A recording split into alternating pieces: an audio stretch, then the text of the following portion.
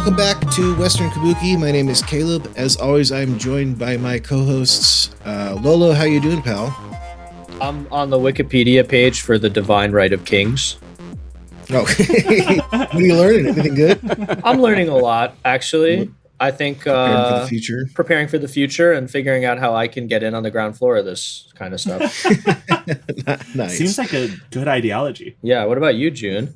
I didn't want to say this, but I just gave all of my money in my bank account to Praxis Nation. I am going to be a card-carrying Praxis Nation founder, and I will be moving to Greenland very soon. Very cool. Yeah. Alex, how are you doing, pal? First of all, I got a pillow, so my butt's much more comfortable in the closet that I'm recording in. Closet, yeah. Second of all, I'm renaming this closet Gulch, and if any of you guys want to join me in here, this is going to be a new nation state. And back for part 2, comedian and co-host of Dystopia Now, Kate Willett. How are you? I'm good. You know, I'm a comedian, so I'm hoping that I can have a role as a jester in the new monarchy. Yeah. The good news is they'll probably need them because these right-wingers and tech people are genuinely not funny people. Oh, yeah, they're they're very Yeah, miserable. but I don't know if they would appreciate comedy from a woman. That seems to be like true. a big sticking point with them. They don't want women to vote, so they probably don't want to watch comedy from a woman. That's true. I'll have to study up on Elon's jokes, like to let that sink in. Or Fork in the Road. He loves Fork in the Road. He's used that one a couple of times. What's the fork in the road thing? I guess I just missed that. So It's literally like there's a fork in the road, and you put there's a picture of a fork in the road. Yeah, so the full story, breaking situation. In like 2021, he commissioned an art piece somewhere, I believe in Florida, called Fork in the Road, which is what Alex said. It's literally a giant fork in a road, like kind of diverges. That's the art installation. And then when he bought Twitter, when he was like, this is a fork in the road. If you don't want to like email me like 5 things you're doing every day, I take that as your designation. And he titled that email Fork in the Road. And with Doge, when he did the same thing, he also titled that email Fork in the Road. So he just he thinks that's fucking the most genius thing of all time. He loves Fork in the Road.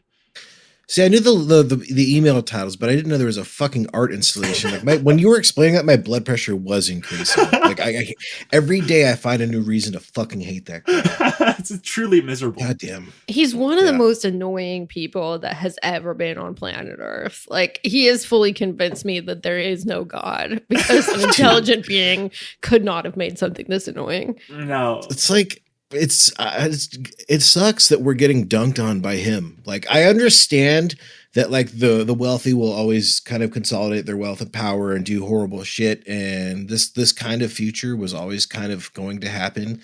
But it really, like, it just feels like an end zone dance if they're making Elon do all this shit. It hurts that much more. It's breaking my spirit. I was just going to say, and the people that think he is a genius, that is almost the worst part of all. It was like the people who admire this and are like, wow, he's the smartest guy. He's like saving, this is behind Patreon, right? Yeah. I was talking to my boyfriend's brother-in-law, and he was talking about how much money Elon is saving our government. And I'm just like he's not even right wing. He's just like a normal suburban guy. And like the fact that people think that like what's happening is Elon is doing great cost cutting, that we're all going to get a check, is so awful. It's crazy. I lose my mind whenever I see people talk about that. Because like that's, first of all, I don't know if you've ever been on that like debt saving website or like the debt calculator website where it shows like the constant increase of like the US debt.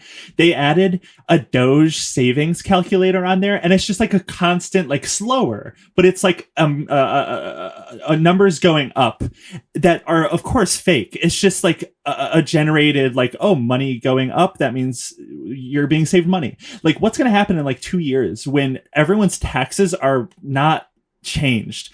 People are not like saving any money, like, but we all have measles instead. No more money and all measles. Well, what are people going to think? Most of us are actually going to pay more in taxes. Well, it might save money for people to die. I guess it would save Social Security money, I suppose. Maybe that's the plan.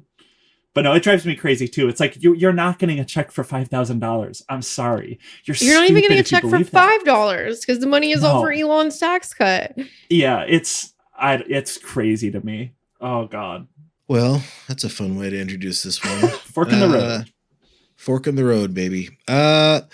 Before we talk about what he believes in, can you, Kate, give us, or anybody, but Kate is the guest, and I know that you know a lot about him. You're reading about him. Who is Curtis Yarvin? Where did he come from? Why do we have to care about the fact that he may or may not be friends with J.D. Vance? So Curtis Yarvin is, I think, a Bay Area-based software engineer, and he was this guy that was just a blogger. He used to blog under the name Mencius Moldbug. And that should have been the first sign he was evil. He was a blogger in the 2000s. Yeah, I mean, he just is like, I don't know if you've ever seen a picture of this guy, but go ahead and take a look at it. If you haven't yet, do it while we're pause the podcast. We'll be here. Go take a look at this guy's hair. It's astounding. I try not to be like too mean about people's appearance, but I want to say it's not just what he had genetically. It's that he has cultivated a certain look for himself, which I can only describe as the most neck beard ass look in the world. He has like long hair, glasses, like a super smug facial expression. And so he was just a blogger. But then, around like early 2000s, a bunch of people in Silicon Valley started passing around his blog because it was very power flattering. He's like, the government should be run like a startup. Like, we should have a monarchy instead of democracy. And like, we need at the time he was anonymous, right? Like he was Mencius Moldbug at the time. Yeah. Crazy. Yeah, he was anonymous. And then someone outed him as, I think the person who outed him did it with the intent of like being like, hey, look at this asshole who's, blogging about this fascist shit.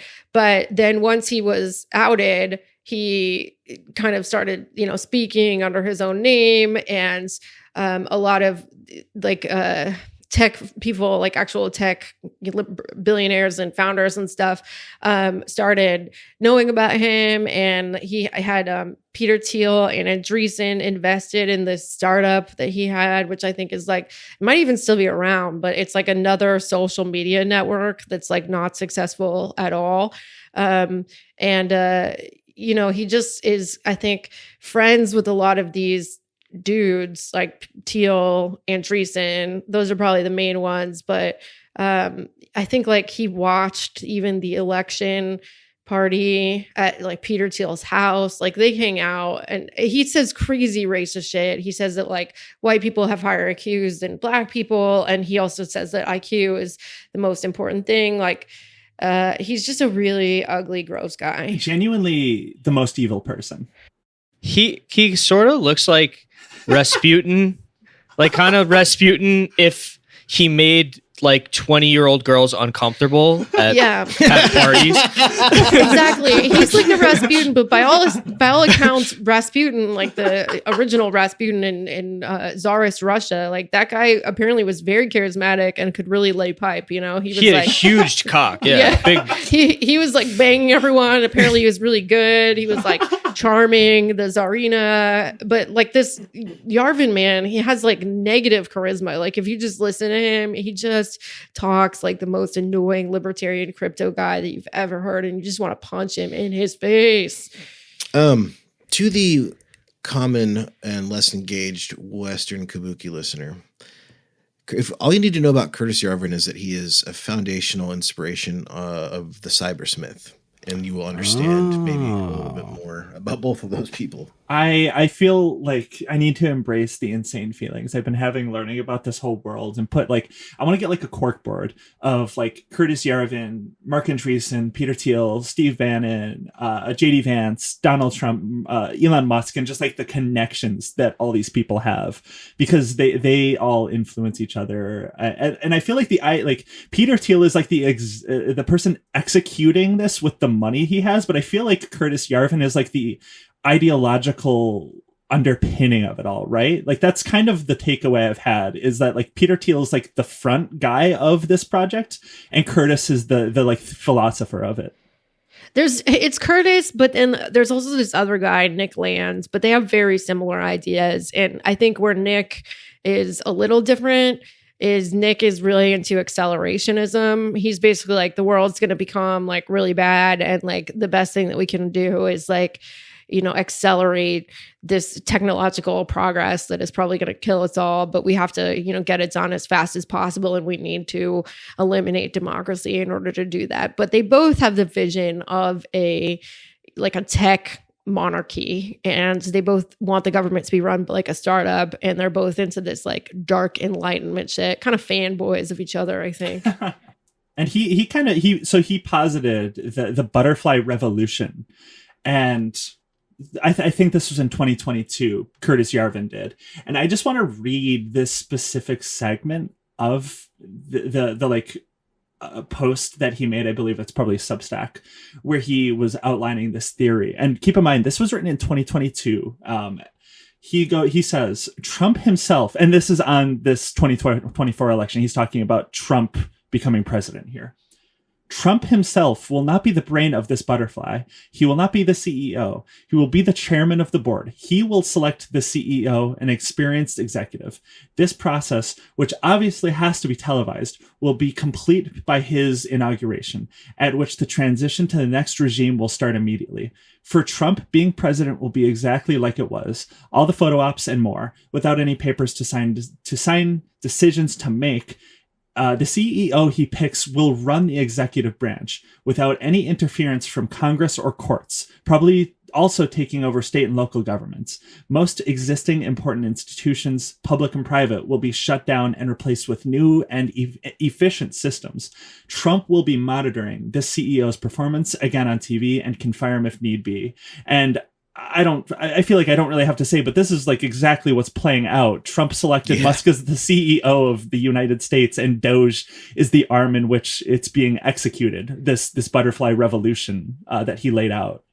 Yeah. And Yarvin also, like, another of his ideas that I see playing out really intensely right now is he has this acronym called RAGE, Retire All Government Employees. And he identified bureaucrats, civil servants, as the enemy. And I don't think it's a coincidence that all of the civil servants are being fired under another 4-letter acronym right now. Oh, yeah. These people love their acronyms for funny little goof phrases. They love their signs.